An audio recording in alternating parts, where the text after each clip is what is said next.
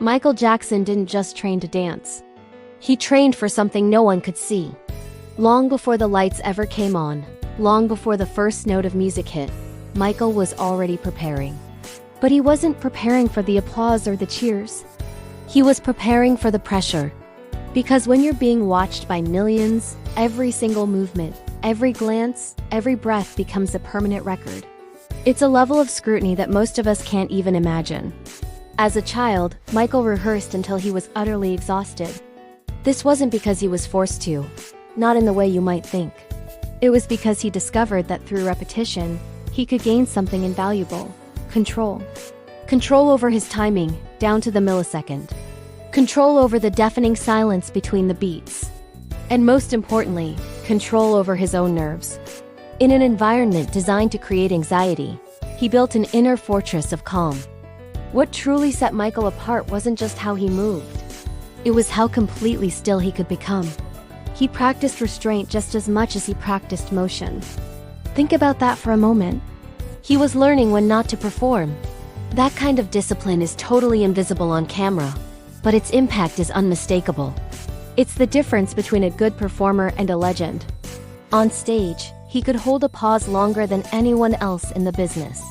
He would just stand there, frozen, letting the anticipation in the stadium build and build until you could feel it crackling in the air.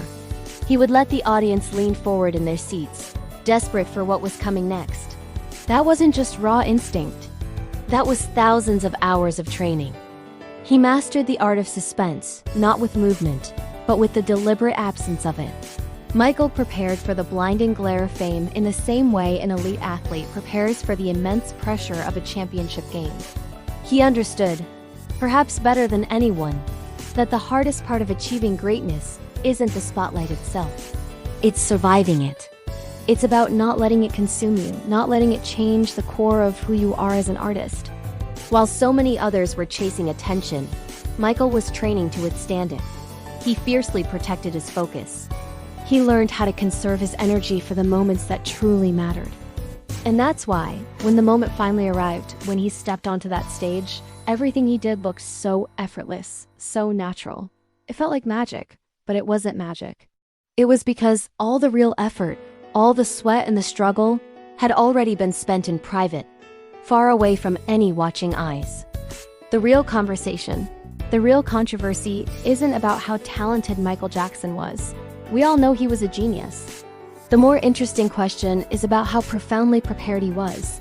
Because talent can give you a moment, it can make you shine once, but it's discipline that lasts forever. It's discipline that builds a legacy. Michael Jackson didn't just stumble into being an icon. He didn't become iconic by accident.